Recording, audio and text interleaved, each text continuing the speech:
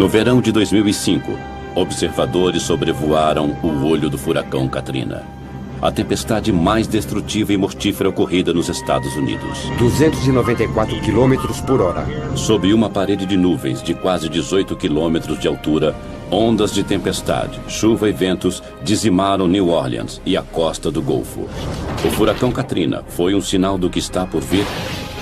Muitos afirmam que condições climáticas violentas como esta assolarão o planeta com muito mais frequência no futuro. Nosso planeta está sendo devastado. Terras antes férteis estão secando. Áreas litorâneas estão erodindo. Florestas tropicais estão desaparecendo. E ondas de calor estão debilitando pessoas idosas e vulneráveis.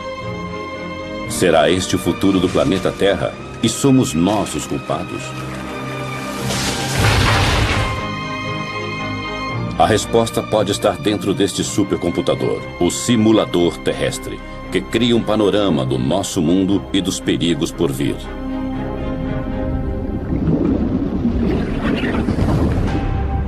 Terra 2100, a Terra em 100 anos.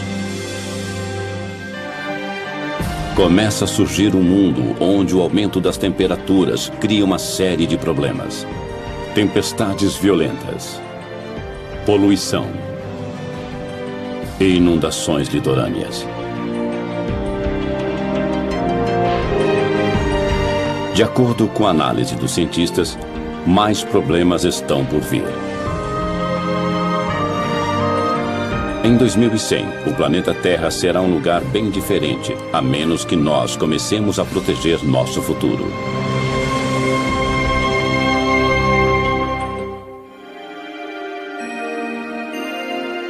Num prédio que lembra o ginásio de uma escola, está um dos computadores mais velozes do mundo, o simulador terrestre. São 5.000 computadores interligados para processar dados na velocidade impressionante de 35 trilhões de cálculos por segundo.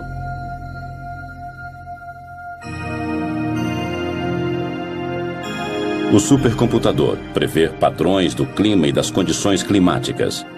O simulador terrestre divide a atmosfera e os oceanos em milhões de setores e analisa a temperatura, o vento e as correntes oceânicas para criar um planeta virtual como a Terra.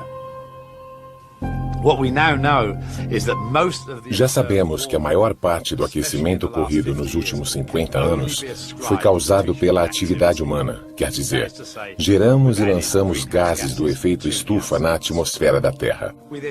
Nós pegamos esta informação e a inserimos em imensas simulações de computador. Podemos simular o que talvez acontecerá em várias partes do mundo nos próximos 100 anos.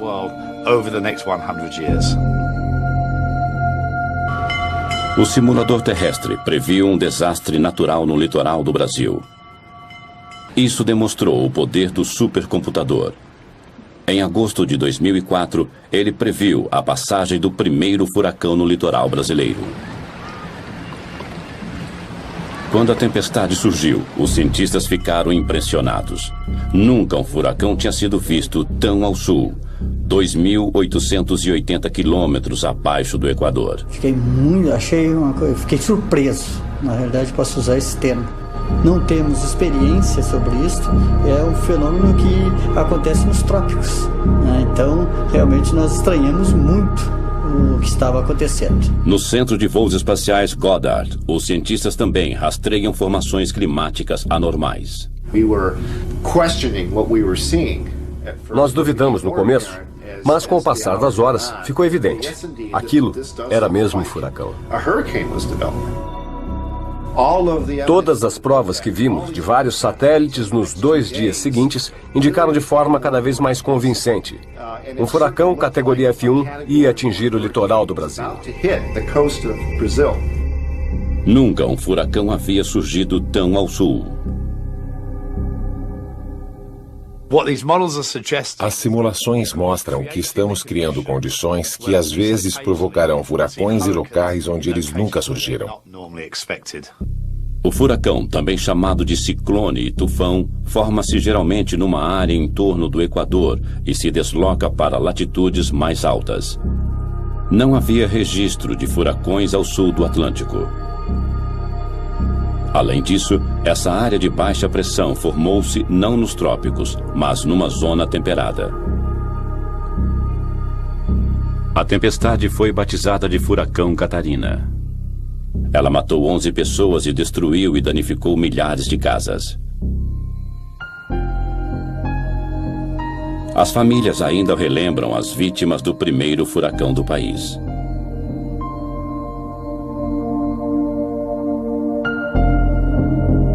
Nas décadas que virão, o simulador terrestre prevê um aumento mundial de tempestades violentas e furacões de categoria F5. As tempestades são alimentadas pelas temperaturas em elevação. Na medida em que a superfície do mar esquenta, a evaporação aumenta e produz vapor d'água que alimenta a tempestade. Quanto mais umidade, maior a tempestade. Estes computadores imensos simulam a intensidade dessas tempestades violentas que surgirão com muito mais frequência. Uma simulação de computador mostra 2 tufões seguindo para o Japão em 2096. Parece que os dois atingirão o litoral japonês, mas no último instante um deles desvia para o norte.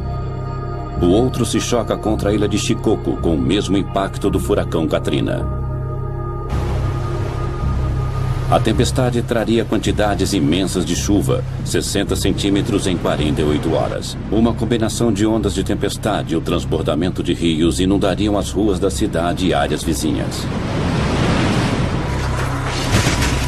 Com ventos de 288 km por hora, as lojas e casas de Shikoku seriam dizimadas.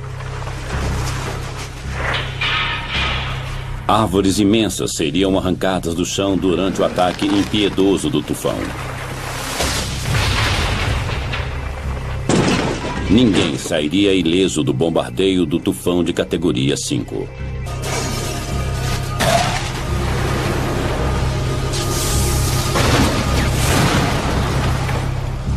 As fiações elétricas seriam derrubadas e a maior parte da cidade ficaria na escuridão, comprometendo os resgates. O tufão de Shikoku foi uma amostra apavorante do futuro numa simulação de computador. Mas a violência do furacão Katrina, que devastou New Orleans e a região do Golfo, foi verdadeira. Um furacão F5, ventos de 294 km por hora. Sob nuvens de tempestade, ventos violentos golpearam o Golfo do México, enquanto Katrina lançava ondas gigantes no litoral. O furacão entrou terra adentro e o nível do mar subiu muito, chegando a quase 7 metros e até mais nos baixios costeiros. Na costa, as ondas imensas eram incontroláveis. New Orleans foi devastada, assim como a costa do Golfo.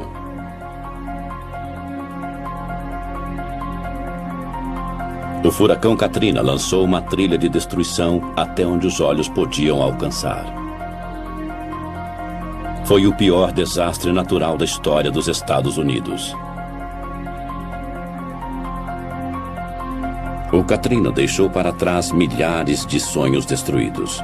Foram quilômetros e quilômetros de destruição sem fim. Marie Fernandes relembra a destruição de sua casa.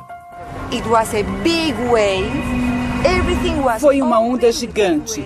Tudo foi destruído por aquela onda. Janelas, portas, tudo.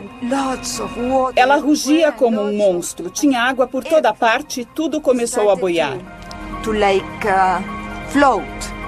A tempestade e suas ondas mataram quase 2.000 pessoas. E uma área quase do tamanho do Reino Unido foi declarada zona de devastação. Para crianças e adultos, foi um teste de fé. Temos que começar de novo. É difícil, mas pelo menos acabou. A destruição foi mais grave em Biloxi, Mississippi. Os destroços retorcidos são testemunhas do poder devastador do Katrina. Fotos aéreas de uma ponte mostram o antes e o depois do furacão. As ondas destruíram casas a quase 2 quilômetros de distância da costa. Quando voltou ao local, Beth Matter ficou desolada. Você trabalha a vida toda e acha que está tranquilo, aposentado, mas ver o vento levar tudo...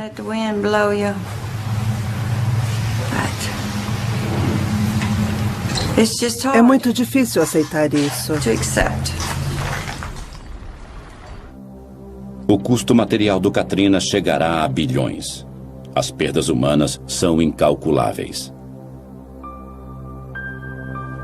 Mas os furacões não vão parar. Não acreditamos que a quantidade de furacões vai mudar, mas a intensidade sim.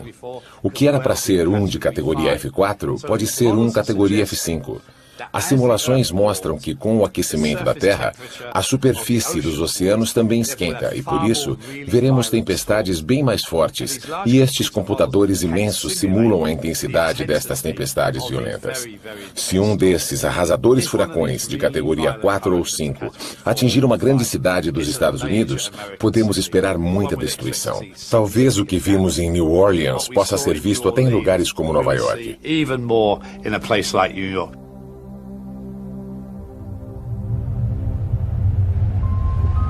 Autoridades federais e municipais analisam o poder de destruição de um furacão de categoria 5 e a tempestade que o acompanharia se chegassem a Nova York.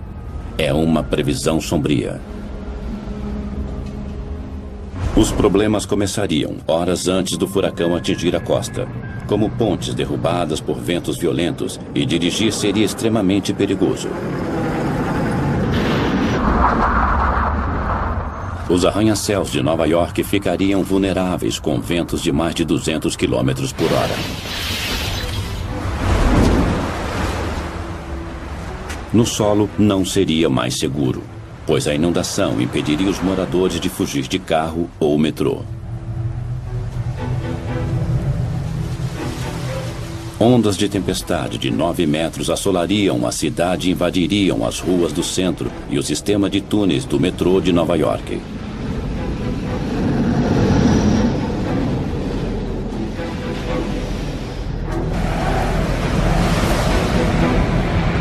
As ondas inundariam o túnel Holland, uma rota importante para sair da cidade.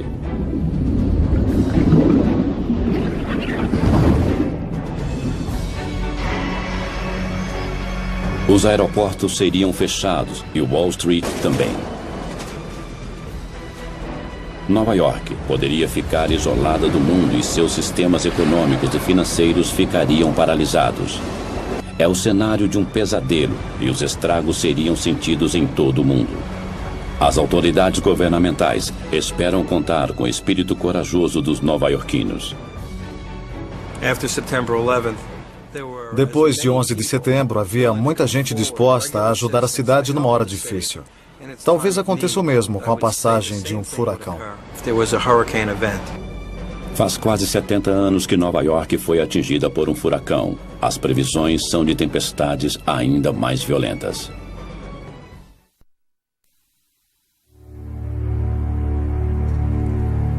As ondas de calor são outro problema letal do aquecimento global. Desde a Revolução Industrial, o dióxido de carbono aumenta velozmente. As temperaturas globais subiram cerca de 9 graus e a previsão é de que esquente ainda mais. Nos próximos 100 anos, no ano 2100, a Terra aquecerá de 1,4 graus até 5,8 graus Celsius. A temperatura poderia subir acima de 50 graus. Em alguns locais, as temperaturas elevadas serão uma ameaça à vida. Em agosto de 2003, Paris sofreu com uma intensa e mortífera onda de calor. 10 dias de calor escaldante com temperaturas de mais de 35 graus Celsius. Naquele verão, a França ficou totalmente seca. E em agosto, a zona quente de alta pressão que fica normalmente sobre o norte da África deslocou-se e assolou toda a França e grande parte da Europa. O calor permaneceu no continente por mais de 10 dias. O clima seco e quente criou uma onda de calor fatal.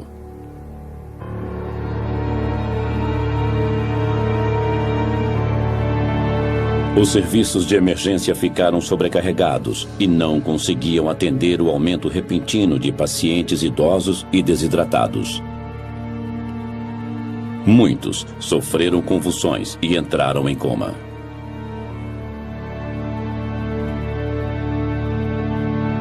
Surchargé, étouffé, j'imagine. O hospital ficou sobrecarregado. A pressão era inacreditável. Não sabíamos contra o que estávamos lutando. Os pacientes morriam sem parar. Era um campo de batalha.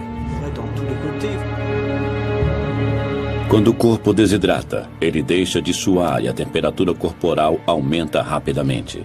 As células cerebrais e cardíacas são destruídas e isso pode causar a morte. A falta de ar-condicionado era um problema grave. A temperatura não subia apenas durante o dia, subia à noite também. E se você não tivesse ar-condicionado, o corpo não conseguia esfriar à noite. Por isso, muitas pessoas morreram.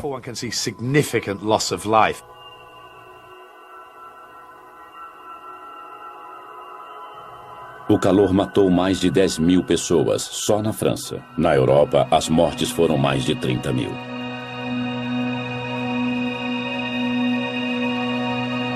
O simulador terrestre prevê um aumento global nas mortes causadas pelo calor nas décadas futuras. As zonas vermelhas mostram as áreas de maior risco.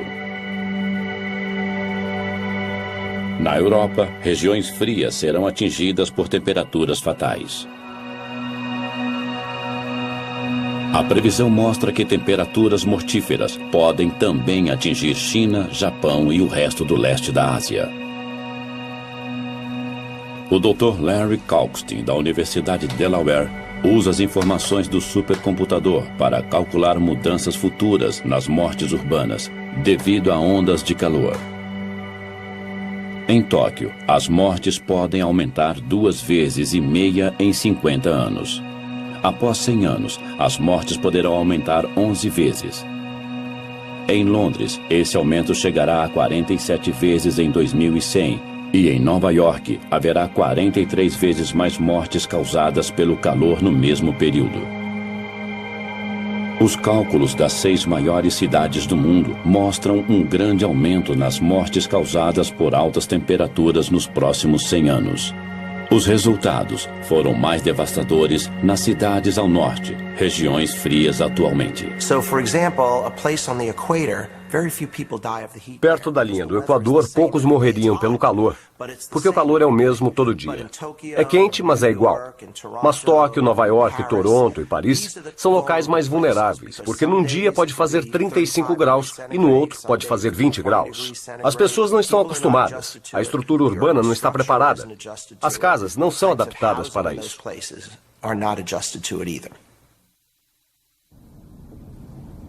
Nos Estados Unidos, as autoridades lutam para enfrentar as temperaturas mortíferas. Na costa leste, a Filadélfia foi assolada pelo calor em 2005. Com as previsões de mais de 100 mortes causadas pelo calor, a prefeitura criou medidas de emergência e alertou sobre a onda de calor.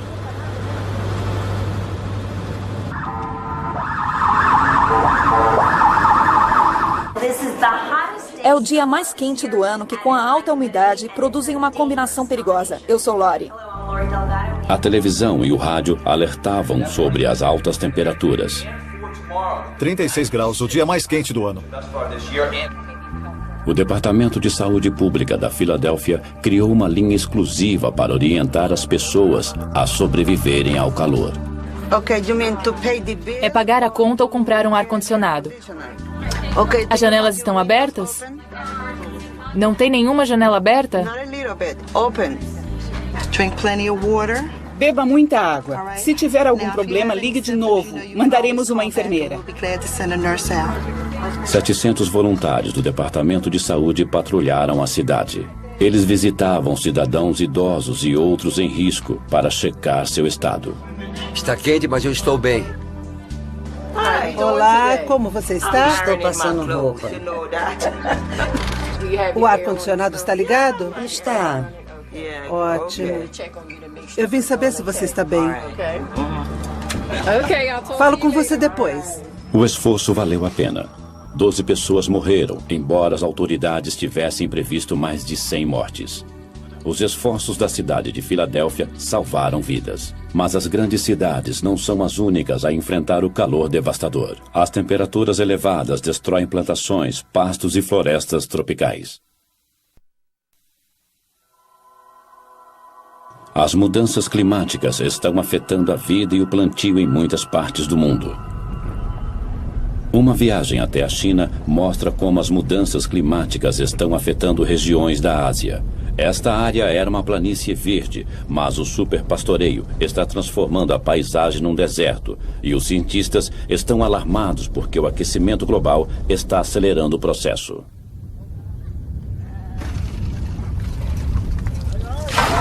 Os aldeões estão sempre criando gado com os pastos da região. Agora os pastos estão morrendo e o deserto está aumentando. Tem uma casa soterrada aqui. Aqui era um cercado de ovelhas. Esse estilo de vida está mais ameaçado a cada ano com o avanço dos desertos, que soterram casas e localidades essenciais para eles. Só levou 7, 8 anos para ficar assim. Essa parede está bloqueando a areia. Não posso usar o lugar, mas não posso demoli-lo. A combinação do mau uso da terra e de um mundo cada vez mais seco e quente são um desastre para os moradores daqui. As perdas aumentam. A terra fica mais árida, fica infértil. As pessoas saem do campo para cidades que já estão com problemas de superpopulação. Não são só os pastos que estão morrendo. Do outro lado do mundo, as florestas tropicais brasileiras estão desaparecendo. A água e a vegetação interagem para formar o ecossistema rico da floresta amazônica. Atravessando a floresta está o maior rio do mundo em volume de água, o Rio Amazonas. Em agosto e outubro de 2005, houve uma estação de seca recorde e o mundo viu uma amostra de como o Rio Amazonas pode ficar daqui a 100 anos. Este curso d'água poderoso que atinge quase 10 quilômetros de largura em alguns trechos literalmente secou. O verde claro é grama. Ela cresceu no leito exposto do rio. Em alguns pontos, o nível da água caiu absurdamente, entre 5 e 10 metros.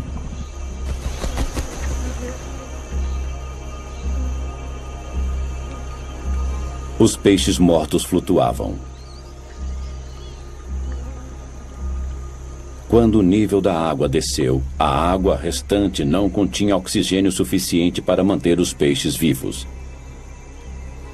Eles se tornaram um alimento fácil para os carniceiros. 48 anos que eu tenho aqui, nesse local, morando aqui, e nunca tinha visto uma seca dessa que nem aconteceu esse ano, né? Porque ainda está morrendo lá dentro, mas não estamos mais pegando devido à água estar poluída já pela mortalidade que morreu, né? A seca rigorosa foi atribuída às estranhas temperaturas quentes na superfície do Oceano Atlântico. Geralmente, o ar que suga a umidade das águas do Atlântico paira sobre a bacia do Amazonas e atinge a Cordilheira dos Andes. Na medida em que o ar sobe, as nuvens se formam e despejam a umidade em forma de chuva. A chuva evapora para formar mais nuvens novamente e o ciclo continua. Mas em 2005, as altas temperaturas da superfície do oceano aqueceram o ar, criando uma corrente de ar ascendente sobre o Atlântico. A corrente de ar ascendente formou nuvens no local. Elas caíram em forma de chuva sobre o oceano. O ar seco se espalhou. O resultado: o Rio Amazonas ficou coberto por uma corrente de ar seco descendente. Isso quebrou o ciclo e impediu a queda da chuva. O simulador terrestre prevê que, com o aquecimento da Terra, as águas dos oceanos da América do Sul ficarão ainda mais quentes. A corrente de ar descendente de 2005 poderia se reproduzir sem parar, levando à aridez. A bacia do Amazonas secaria. Que efeito isso teria sobre a floresta tropical amazônica? O Dr. Peter Cox, do Conselho de Pesquisa Ambiental Natural na Grã-Bretanha, realizou uma simulação da floresta amazônica no ano de 2100.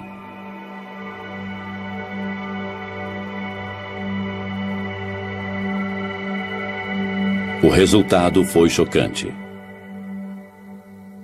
A simulação mostra as mudanças nas florestas, numa área que inclui a floresta tropical amazônica.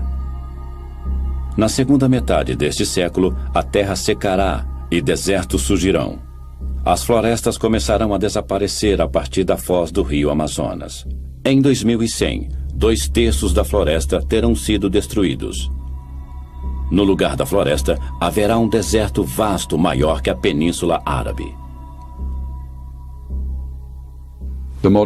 A simulação não inclui desflorestamento feito por humanos. É um desflorestamento indireto causado pelo aquecimento global e mostra que o efeito estufa é uma ameaça tão grave quanto o desflorestamento direto. A simulação mostra como a desertificação do rio Amazonas ocorrerá. Haverá pouquíssima chuva, por isso as plantas não terão água suficiente. Muitas árvores definharão. Depois que uma área secar, isso acelerará o efeito em outras áreas. Um matagal de savana vai surgir. Depois ele se tornará grama. Na medida em que o clima secar, nem a grama resistirá. Em 2100, o poderoso rio Amazonas estará ressequido e se tornará uma extensão do deserto. A seca também é um problema no sul da Espanha. Em julho de 2005, os fazendeiros foram às ruas para exigir mais água para suas fazendas.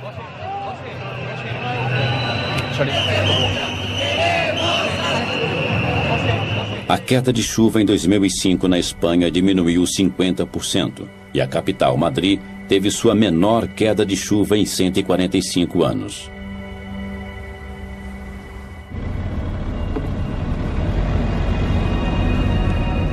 No sul da Espanha, a província de Múrcia é conhecida por suas frutas e vegetais.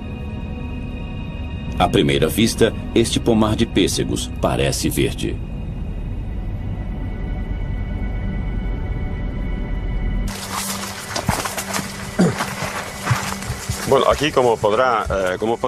Olhe o pessegueiro. Esta é a fruta. Elas eram deste tamanho. O tamanho diminuiu. É porque não tem água.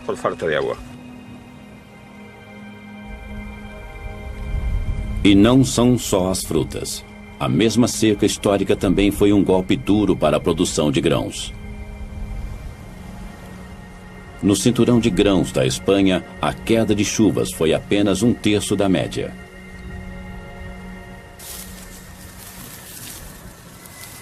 A família de Tomás Lourenço tem plantado há gerações. E o trigo sempre foi um alimento importante nos 90 hectares da fazenda.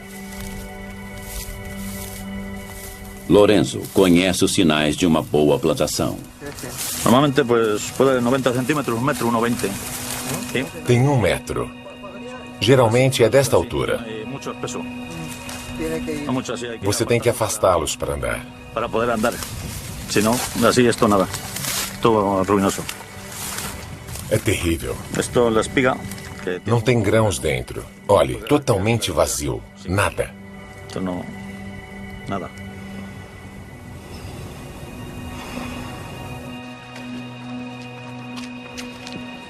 Este é o celeiro de Lourenço. Antes ele ficava cheio de grãos até o teto. Este ano, a colheita foi menos de 5% do padrão normal. As perdas chegaram a $70 mil. Se a seca continuar, está acabado para os fazendeiros. Não podemos suportar isso. Não poderíamos suportá-lo.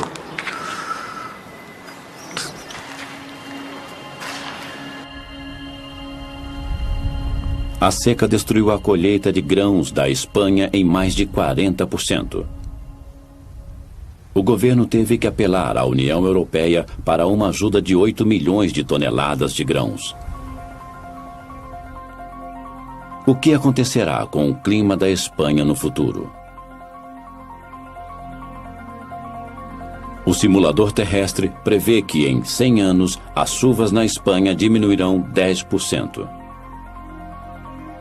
As temperaturas continuarão a subir e o solo se tornará cada vez mais seco. É provável que secas como a de 2005 ocorram sempre.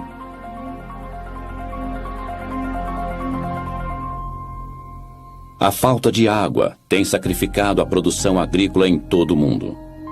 Esta projeção, feita pelo simulador terrestre, mostra a produção de alimentos no futuro. As áreas verdes mostram o aumento da produção de alimentos. As vermelhas mostram a diminuição.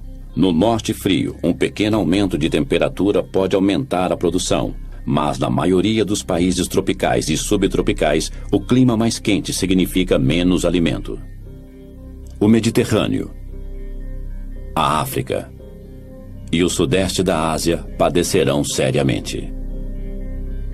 Mas a maior perda de colheitas será nos Estados Unidos e na América Central. Em alguns locais, a produção cairá para menos da metade. No mundo, 54 milhões de pessoas entrarão para a lista de famintos.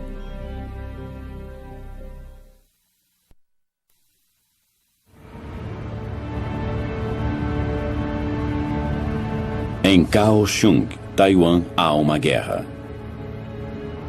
Um exército de inspetores de saúde está no ataque. E as redes de borboletas são as armas. O inimigo é uma espécie de mosquito africano que carrega o vírus mortífero da dengue. E o aquecimento global é aliado do inseto. Como algo tão pequeno pode ser tão letal? Começando na África, o habitat do mosquito se estende pelos trópicos até o sul de Taiwan, seu limite ao norte. O vírus da dengue provoca a febre da dengue. Quando os mosquitos infectados picam as pessoas, o vírus penetra no corpo. Os infectados sofrem erupções cutâneas e uma febre de quase 40 graus.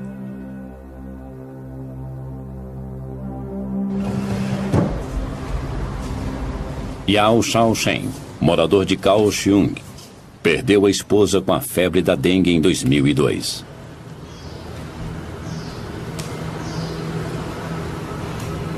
Ela já havia contraído a febre da dengue 3 anos antes.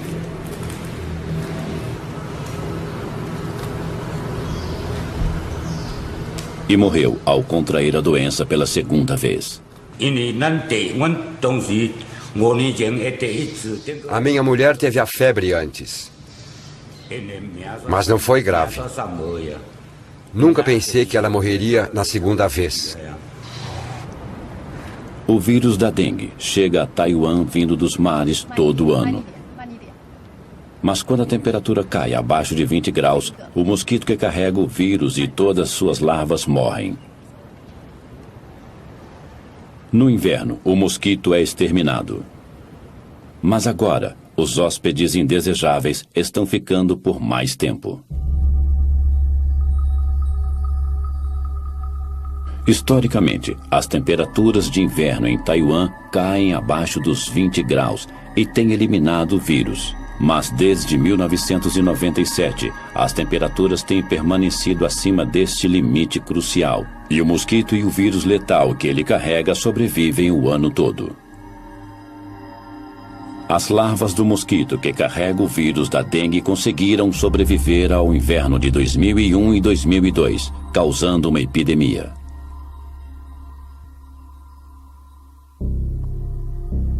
Este mapa oficial mostra a extensão da epidemia de dengue disseminada pelo mosquito. Ela está restrita ao sul da ilha, perto da cidade de Kaohsiung, mas as autoridades estão apreensivas, pois há outras áreas em risco. Para prevenir que a infecção se espalhe na cidade de Kaohsiung, sempre que um caso é confirmado, uma exterminação em grande escala do mosquito é realizada. Esta dedetização é feita em 10.000 casas. A aplicação de pesticidas é feita dentro e fora das casas.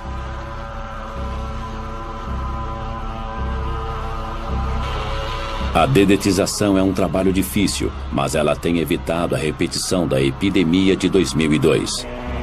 Mas as autoridades de Taiwan temem que a febre da dengue possa um dia se espalhar por toda a ilha de Taiwan.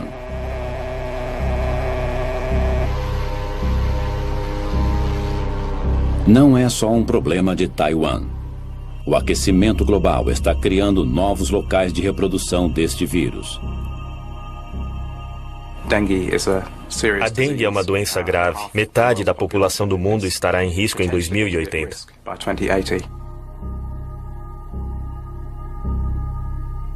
Se o clima continuar esquentando, veremos mosquitos transmissores de doenças em nosso quintal?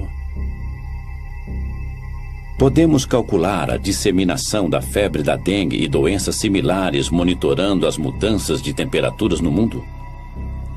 Aqui, as áreas em vermelho escuro no mapa mostram regiões de alto risco. Em 2080, mais partes da África e Índia estarão em risco, assim como regiões ao sul dos Estados Unidos e Japão. Hoje, 2,5 bilhões de pessoas vivem em áreas de risco. Em 2080, o número ultrapassará os 5 bilhões.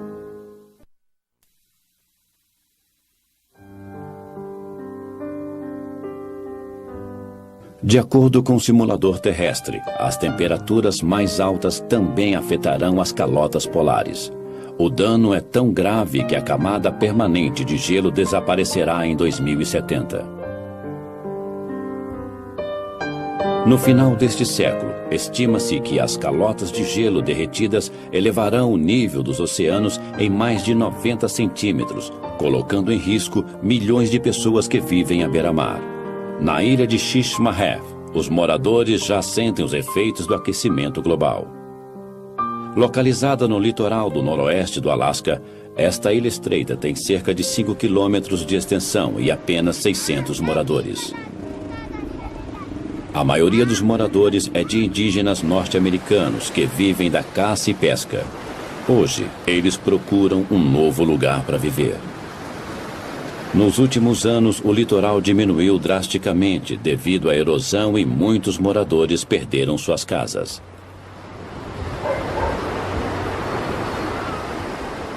Tony Weiwana é membro de um comitê que estuda o problema de realojamento dos moradores da ilha. Nos últimos 9 anos, ele tem acompanhado os danos da erosão litorânea.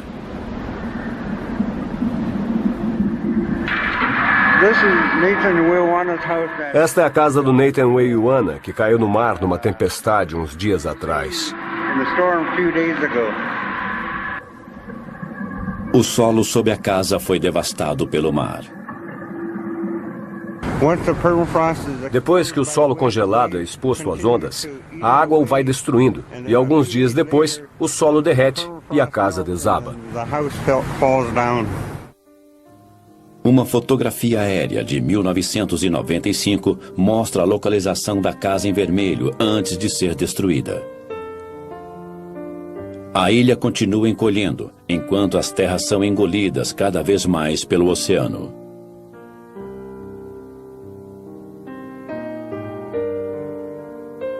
Em apenas uma década, o litoral recuou em quase 60 metros. Tony tem filmado a erosão. Em alguns locais, pedaços de terra de 38 metros ilha dentro desapareceram da noite para o dia. A erosão é veloz porque grande parte do solo da ilha é solo congelado perene, o permafrost. Quando fica exposto, ele derrete imediatamente. Uma causa da erosão é o derretimento das calotas de gelo polares. No passado, quando o mar entrava em ressaca em outubro, o litoral já estava coberto de gelo, que atuava como proteção contra a água e a erosão. Quando há tempestades e não há gelo, é um perigo para os moradores, porque a água se choca direto contra a costa e começa a arrastar a areia.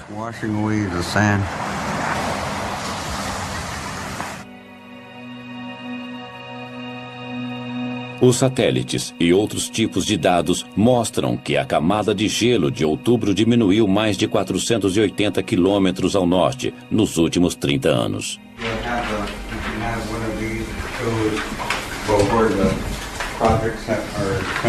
Os moradores da ilha de Shishmaref têm analisado o problema da erosão inúmeras vezes.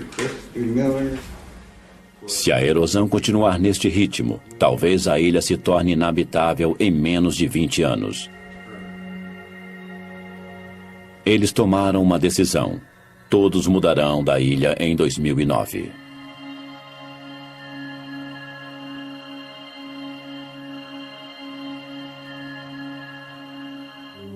Eles não querem conflito com outras comunidades. Querem evitar isso a todo custo, mudando para outra cidade. Nunca os moradores tiveram que enfrentar uma provação dessas.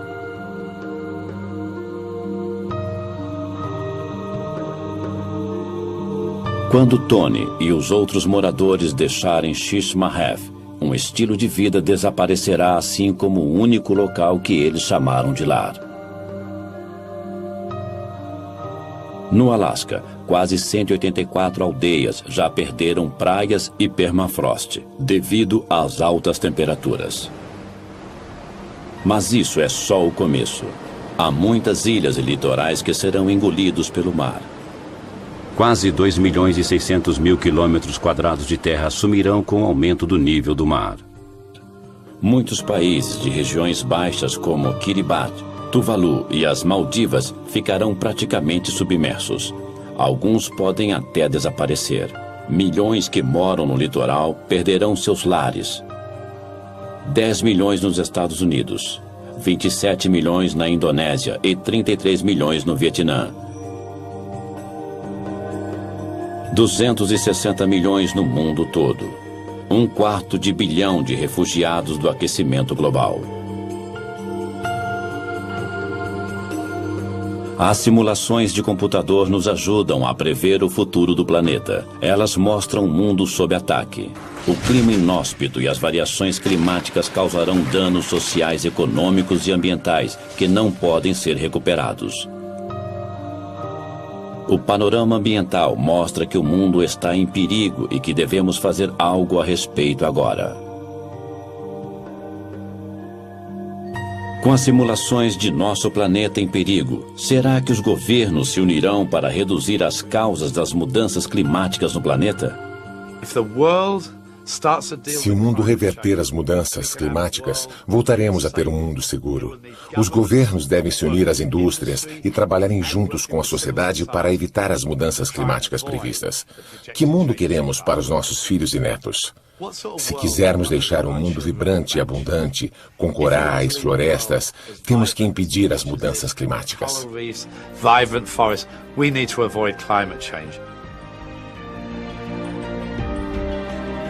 A raça humana tem a sabedoria para salvar o mundo? Enquanto o debate continua, as temperaturas continuam subindo, nos levando a um ponto onde não há mais volta.